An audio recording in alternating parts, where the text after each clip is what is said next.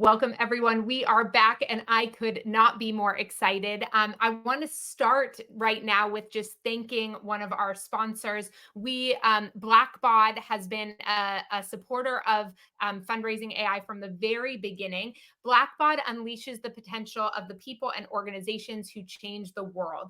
As the leading software provider exclusively dedicating to powering social impact, Blackbaud expands what is possible across the nonprofit and education sectors at companies committed to social responsibility and for individual change makers. Built specifically for fundraising, nonprofit financial management, digital giving, grant making, corporate social responsibility, and education management, Blackbaud's essential software accelerates impact through unmatched expertise and powerful data intelligence. Millions of people across more than 100 countries connect, give, learn, and engage through Blackbaud platforms. If you want to see a demo to see how Blackbaud can do more for your mission, we're going to drop a link to that right now. And you're going to get to see a really quick video before I get to introduce our incredible guest.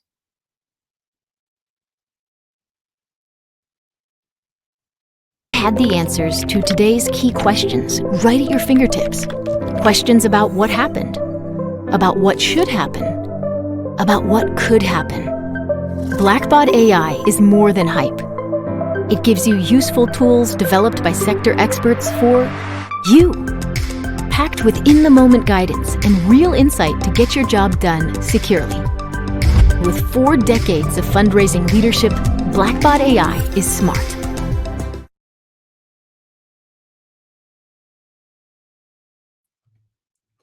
Okay, well, that is a great introduction to Blackbaud. And now I get to introduce Sam Venable. Sam is a senior product manager of data intelligence at Blackbaud, where he leads strategy and innovation at the intersection of data, AI, and nonprofit impact. With expertise in data management, governance, and responsible AI, Sam helps mission-driven organizations unlock actionable insights while safeguarding trust and transparency. Can you see why we have Sam here? This is so top of mind for everything that we do and talk about at Fundraising AI. He is passionate about building AI solutions that center context, spanning data, workflows, and ethics to ensure technology is aligned with nonprofit values and long-term resilience. And I am really excited about this session, the context advantage, the missing piece in nonprofit AI strategy. Sam, welcome to Fundraising AI. I'm going to let you take it away.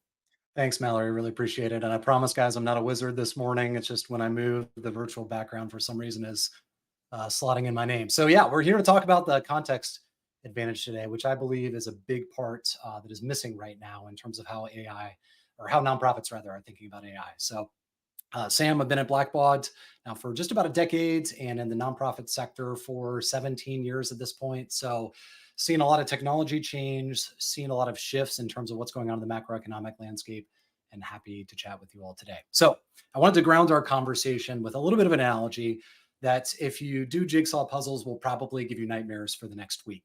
So the analogy here is a blank jigsaw puzzle. Now, Mark Rober, so the NASA's guy who's on YouTube, he does a bunch of videos. He actually did a really cool one where he built a robot and an algorithm that put together a blank puzzle, and he actually slated that against a jigsaw puzzle champion. And one of the things you come to find through the video is the incredible complexity in trying to put together a puzzle when you're missing one of the key elements of the puzzle, context, right? The image here. You have to test every individual side, right? There's not a logical way to kind of piece apart or decompose the puzzle to really tackle it strategically. I deeply believe that context is everything. It is incredibly important. If you flash back to our middle school English days where your teacher was talking about the importance of storytelling, right? There's setting, there's character development, there's conflict, there's resolution and climax, right? That context really gives meaning to the story. If you think about The Empire Strikes Back, right? If you walked into that movie right when Darth Vader tells Luke, "I am your father," it wouldn't make any sense, right? You have to have the context of those 2 previous movies to really understand the meaning of that phrase. And when we think about what's happening with large language models, right? Context is an incredibly important part in informing the output that you actually get from the model. So it's everything. It's super, super important.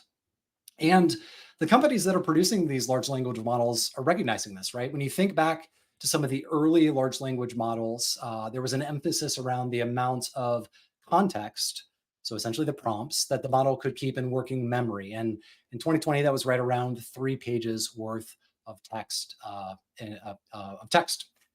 In 2024, Google released a newer model that accommodated up to the equivalent of about 4 volumes of War and Peace from a text standpoint. So context in this case is about the working memory, right? The data that the model takes into account and continues to feed back to improve the responses that it gives to you.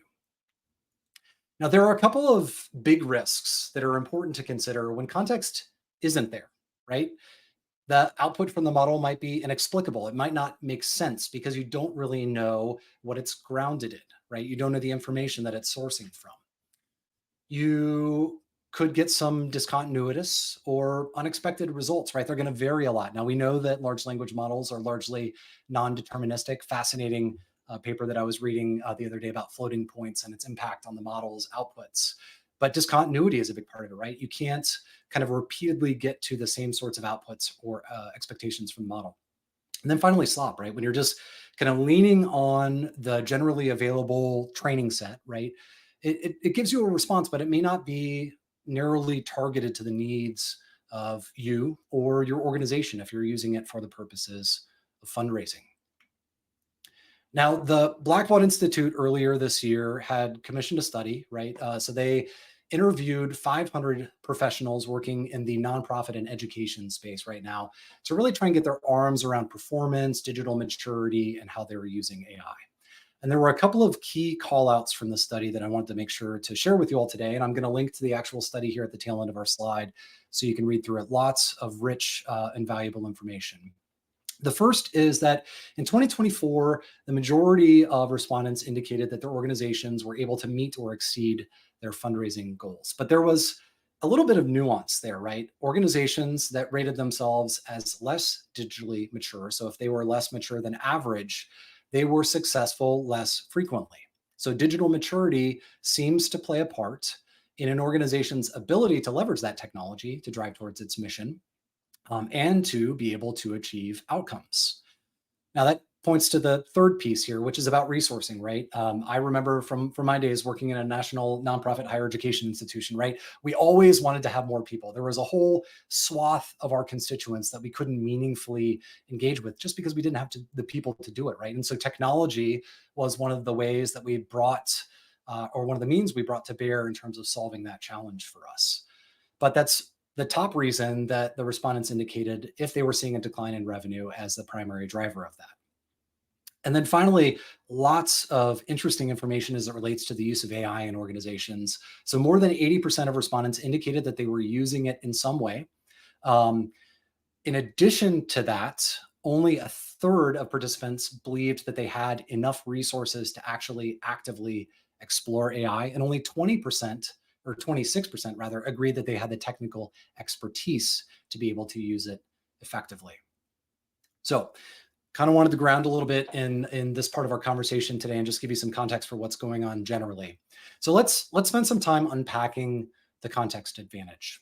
So when we think about how you approach putting together a jigsaw puzzle, I do this process where I open up the box, right? The very first thing I do is I dump out all the pieces and I try to separate them into sort of the middle pieces and the edge pieces. And those are two components here to what the context advantage is. So your data essentially represents the pieces in the middle of the puzzle, the kind of nuance, the shade, the coloration. The boundary are the edge pieces, right? So these are the things that give you the shape, right? You understand or have a grounding for the limits of the puzzle space, and it helps me to start to kind of put those individual pieces into place. And I leverage the box as sort of the aspiration, right? Where I'm heading, what good looks like, right? That's the thing that I am objectively moving toward as I work to address the puzzle. So let's kind of unpack these bit by bit. And let's start with data. So I kind of separate this into two different domains, right? You have your first party data. This is information that is owned entirely by you.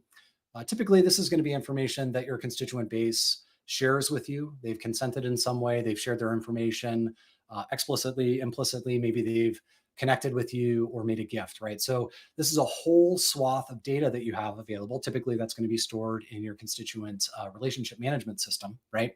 These would be things like transactions, interest areas, their action notes that have been created from fundraisers where they've engaged with the constituents, preferences, volunteer engagements, right? Tons of information where your constituents are really telling you rather how they want to be engaged. The other kind of pile of data that we have is third-party data. So this really comes to bear when you indicate or recognize that there's a gap in your first-party data. So maybe there's some additional email addresses that you want to be able to acquire. Maybe you want to enrich and add phone numbers, as an example. So this is something that my company and others help provide, right? Some enrichment services that include things like contact information, but also predictive models, right?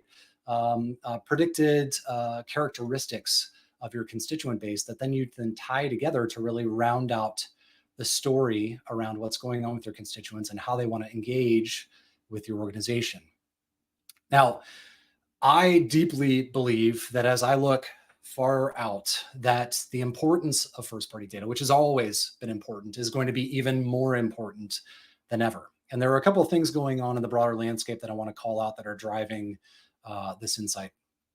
The first is that the landscape is evolving fast, right? So when we look at the regulatory environment, particularly here in the US, some significant changes. At the beginning of this year, we saw about 19 states roll out individual sort of privacy guidance and privacy regulation that impact and limit the ability to use third-party data. And so we're having to account more directly for consent, recognition of consent, right? Which consent is also can be a first-party data element that you all have, right? But really owning and stewarding that data is super important because it can't just sit on the shelf, right? And inherently, just by being there, creates some risk, right? So we know the third-party data space is getting a little bit more constrained, and the first-party data then is incredibly important as you think about what information you're going to bring to bear as we look forward.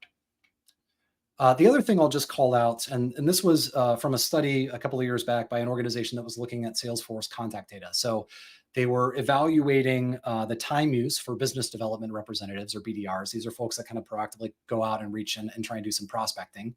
And what they found is that the quality of the contact information in particular degraded by about 22% year over year. So tremendous shifts in terms of the data. And again, it's pointing back to this story that we all know and we've talked about for a while, right? The importance of intentionally stewarding the data that we have access to, of cultivating it, crafting it, and really owning it. Again, it's just pushing back towards the importance of that as we think about the context that we're providing then to an LLM. The second category that I wanted to talk about a little today is that aspirational place, right? So we've talked about sort of the data, the sort of digital representations there, but I want to kind of think about some things that impact how the model grounds what your organization is aspiring to. What does good look like? How do you want the model to sort of ground its response to you as you query or leverage it for the purposes of fundraising or engagement? So lots of conversation right now in the AI space about the importance of evals. There's varying technical approaches that you can use for this, but just a super simple, lightweight way to do this, right, is as you're engaging with a model and you're getting some outputs that either align with or differ from sort of what you would expect, that you actually kind of take that, you copy it, and you codify it in a document, right? So you make it available as a resource to the model as a go forward, so it knows, hey, this is something that the individual user or the organization prefers, right? So it gives some examples that the large language model can ground itself in when it's actually providing a response. Of course, taking things like your purpose, mission, vision, making sure that all of those are documented, crafted, and accessible. So again, the model understands the things that are important to you and your organization. And there's probably a ton of artifacts that you already have on the shelf that kind of shape this aspirational story, how you want to show up to the rest of the world, right? Websites, annual reports, any communication that you've had with your constituent base, brand, tone, voice, color, logos, templates even, right? These are all things that are super helpful and going to be super important, right? One of the things I think a lot about, Ethan Mullick a couple of months ago was talking about the importance in thinking about positioning content that you have available about your organization or company and making it accessible to the models, right? Because he expects that people are going to be using models in some ways to drive engagement or purchasing or giving decisions as we look forward to the future. And so that accessibility, that sort of aspirational context of how you want your organization to show up is super important. And then finally, the boundary context again. So these are the edges, the constraints that we want to think about for how the model should show up and respond. Now, another stat that came out of the fundraising and the AI era study that we did earlier this year is that 87% of organizations, or the respondents in this case, indicated that they did not have a defined AI policy. Now, you probably have some feelings around policy. I do too, right? But I think what it's pointing out is that we need to do a better job of thinking intentionally around how, where, and what we want the models to be engaging with our content, and how we're sort of framing up some of the problems for them. So 13% of organizations did have some sort of policy in place, but really what I'm pointing to here is we need to be thinking about sort of the guardrails that we want the model to respect, right? This would be things like governance, which can be a little bit of a scary word, or ethical statements, right? But we need to have some sort of guidelines or constraints in place that the model can respect in terms of how, where it can use the data to drive towards delivering outputs for you. It's also important to think about providing examples of things not to do, right? So calling out these explicitly can be really helpful for the model. If you have examples, again, it's just sort of the flip side of that aspirational view, but it gives, again, between the aspirational and the boundary context, gives you an ability to kind of shape and curate the road on which the model can walk down. Now, if you've been in this space for a while, you've probably heard something to the effect of, I just feel like I'm behind the curve, right? I think all of us feel like that. We're all sort of behind the curve. And it's important to remember, just like in a jigsaw puzzle, right? We're trying to solve this one piece at a time. It's not the kind of thing we're going to walk to and have everything figured out.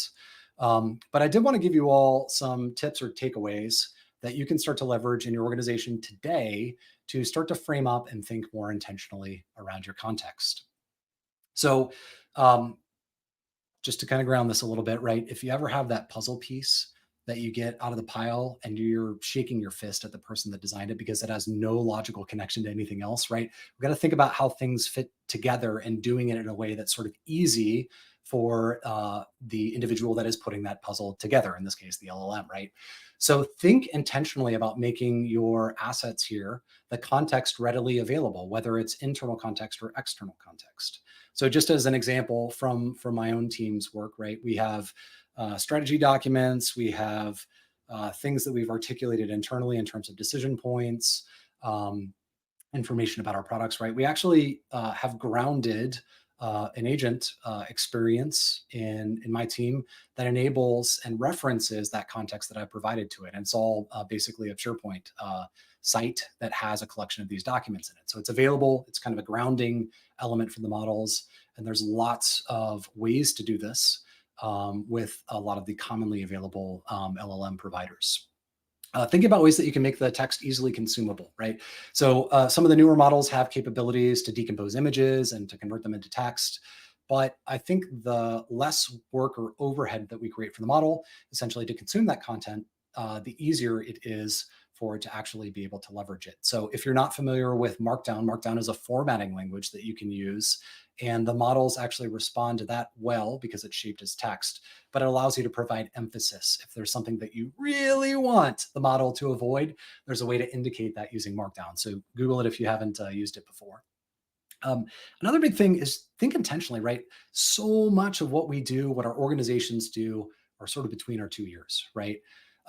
When I think about decisions that I make, and I've learned this after 18 years of marriage, right? I've done all this time thinking about how I got from point A to point Z in a decision, but unless I vocalize or externalize that, all of that kind of additional context for the decision is lost, and I have to go back and re-explain it, right? So thinking intentionally about ways that we can externalize some of these implicit choices that our organization makes is super important. And raw data is super valuable here. One of the things I've tried to do in my own practice at the end of the day is I just have sort of a context dump. So I record a little audio snippet things that happened, excuse me, over the course of the day, things I wanted to follow up on, right? And then I provide that into my kind of context window for my personal AI that I'm using to be able to help facilitate some of the needs that I have in the day to day. Breadth is going to be another important part of it, thinking about the context coverage, right? So I will provide in the next slide or two a link to a resource that you can use to kind of walk through some questions sequentially and help unpack where you may have opportunities to extend your context coverage.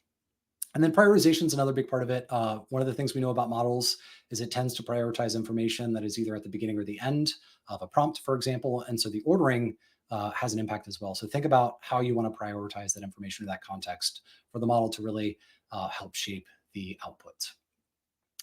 So I'm doing pretty good on time. I'm the byproduct of a pastor, a professor, and a university president. So being brief is not always my strength. But I did want to leave you all with some closing thoughts and questions here, some actual tactical takeaways and next steps. So context has always been important, right? But it is exponentially more important as we head forward to the future. One point I want to make here is that this focus on context actually gives you a lot of optionality, right? So let's imagine that the AI space totally bottoms out, the bottom falls out, and it goes away, right?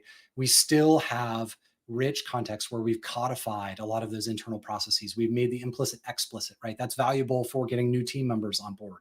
It's valuable about thinking in different ways that you want to leverage that data, about really understanding your constituents' preferences and the ways that they've chosen to engage with your organization. So context is so important as we look forward to the future. So 3 questions. Based on where you stand today, where do you see your organization's biggest gap in the data, aspirational, or boundary context? I just want you to take 3 minutes, super quick, top of the head, right? Write down how you're seeing this show up at your organization. The second step, what can you do this month? And I mean you, not anybody else in the organization. I want you to think about tactical steps that you can do to think about how you can help improve this context category, because it is all of our responsibilities in our organization. And then third and finally, what conversations do you need to provoke or have with your organization this quarter about how you approach your context? How are you going to be intentional? What decisions or changes are you going to make that will help move this needle forward? So again, I did want to mention, I'm leaving you with a couple of resources here. The first is a link to the study that we are sharing. It's the status of fundraising. I also have a copy of the slides as a resource available to you. And I've included a template that you all can use, the Context Advantage Scorecard. It provides just some framing questions to have with your organization. And I've even left in spaces if you want to add some additional ones that are sort of unique to your space or to your needs. I would love to make this a living document, a living resource. So if you have suggestions or thoughts, please reach out to me, which you can do by connecting on LinkedIn or shooting me a note. This is an area, a space generally with what's going on with AI that I'm tremendously excited and curious and just interested in. And so I love to engage in dialogue with customers, folks that are poking around. So please reach out, please be in contact, and we can shape this world for the better as we head forward. So I'll close just by saying thank you. I deeply appreciate the work that all of you are doing in the world, the impact that you're having to make it a better place. We have a couple of more sessions coming up later today. We've got a lounge that's opening up at noon Eastern, as well as one of our team members, Paul Goldstein, who's going to be participating in a panel called From Data to Decisions, how AI is powering smarter strategies for fundraising. Would really love if you all would join one of those 2 sessions. So I'll kind of stick around, take a peek at the questions, but I really appreciate the time and attention today. Thanks, y'all. Amazing. Sam, thank you so much. That there was so much valuable information in there. And I love the one puzzle piece at a time mentality. And I feel like you just gave a lot of great structure to how folks are thinking about this. So valuable to every single fundraiser out there. So thank you for all of that time. I'm Cool. going to put up, you should be able to see on my screen. We'd love your feedback on the session. And so if you want to use that QR code, or maybe Chloe's going to pop up another link so that you can submit your feedback, we'll share it with Sam as well. We always want to know what you're learning, what you need, what's next. So please let us know that. And then the CTA was shared as well from the Amplify kit to look at the status of fundraising in the AI era, which includes some incredible insights from over 550 nonprofit and educational professionals. We're so grateful for that. And then, of course, we want you to know that the conversation is continuing. So we have a lounge happening right now with Trip Mulligan, Blackbaud AI Chat, and Razor's Edge. NXT, your smartest fundraising sidekick. If you want to go and talk to Trit about that, then you can just navigate right on over to the lounge. You go to the main reception area, click on the lounge, find the lounge with the right title. Whether you're managing campaigns, stewarding donors, or navigating reports, AI Chat can help you move faster and smarter. So go on and join Trit from Blackbaud to see how this can elevate your impact and free up some of your time for what matters most. And then for all of you who are getting ready to jump into the next session, okay, here we are. It's 9 a.m. in California. I don't know where all of you are at, but we are hitting our stride here. So much goodness coming today. So this is what is coming up next on all of the different stages. So on the Amplify stage, we have from data to decisions, how AI is powering smarter strategies for fundraising with Woodrow Rosenbaum, Jill Tennant, Sharon Koshi, Paul Goldstein, and Chad. And then on the innovation stage, my stage, we are talking about bringing AI out of the shadows, strategic AI integration in nonprofits. I am so thrilled to get to introduce you to Darian Rodriguez Hyman. This is going to be, he just came out with a new book. I am like biting my nails waiting for this session. And then on the impact stage, we have conscious tinkering, improve your AI readiness one prototype at a time. So this is what is happening next. If you want to toggle up to your little schedule button, you can find all of the different sessions, bookmark the ones that you're interested in, hang out with me all day on the innovation stage. I feel like maybe we could use a stretch break.